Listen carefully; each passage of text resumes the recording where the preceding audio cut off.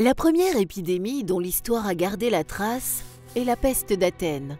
C'était en fait une forme de typhus. Elle frappa la Grèce au 5e siècle avant Jésus-Christ.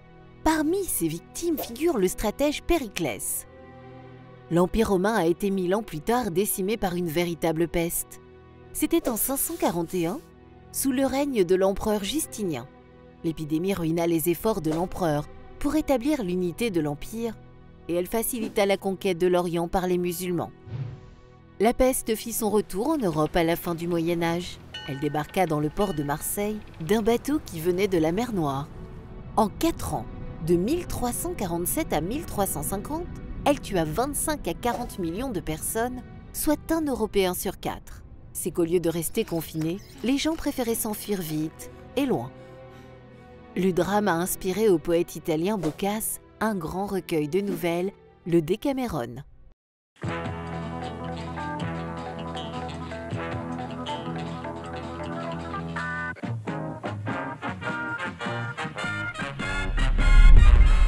La peste revient ensuite à intervalles irréguliers et la plupart des grandes villes européennes en furent tout à tour victimes, la dernière étant Marseille en 1720. Entre-temps, les Européens avaient appris à se défendre. Dès 1377, la ville de Raguse avait inventé la mise en quarantaine. Un siècle plus tard, la Catalogne inaugurera le confinement autoritaire. En 1492, d'autres bateaux transportèrent vers le Nouveau Monde un terrible virus, celui de la variole. En 2 générations, il tua les 9/10 des 80 millions d'Amérindiens, lesquels ne disposaient d'aucune immunité. Mais en retour, l'équipage de Christophe Colomb ramena une autre maladie contre laquelle les Européens n'avaient eux-mêmes aucune immunité, la syphilis. Grâce au développement des échanges maritimes entre l'Europe et l'Asie, celle-ci mit à peine 15 ans pour atteindre la Chine. Au XVIIIe siècle, le siècle des Lumières, on découvrit que les personnes qui avaient survécu à une première attaque de la variole étaient immunisées. Le médecin anglais Edward Jenner eut alors l'idée d'inoculer à ses patients une variante bénigne de la variole, la vaccine des vaches.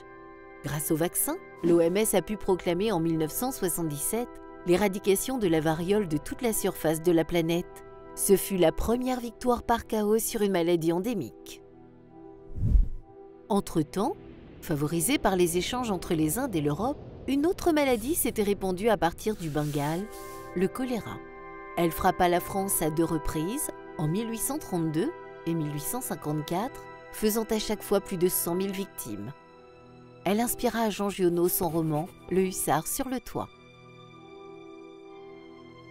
La lutte contre les pandémies s'organise. En 1846, un obstétricien hongrois, Ignaz Semmelweis, comprit l'importance du lavage des mains, ce qui lui valut l'hostilité de ses confrères.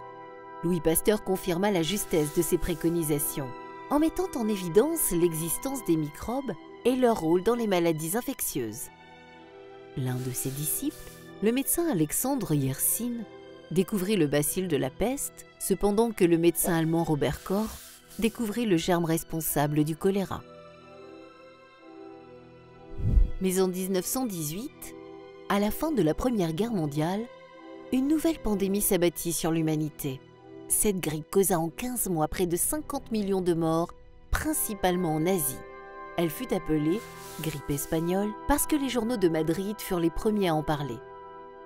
Dans le même temps, le typhus frappa la Russie en proie à la guerre civile et fit 3 millions de morts. Il revint 20 ans plus tard frapper l'armée allemande, assiégée à Stalingrad. La découverte de la pénicilline par le docteur anglais Alexander Fleming donna naissance aux antibiotiques, des médicaments destinés à combattre les infections microbiennes. Les épidémies n'ont pas pour autant disparu. Grippe asiatique, grippe de Hong Kong, sida, SRAS, Ebola, Zika, Covid-19, de nouveaux virus d'origine animale franchissent les barrières d'espèces jusqu'à l'homme. Heureusement sans atteindre les anciens niveaux de mortalité.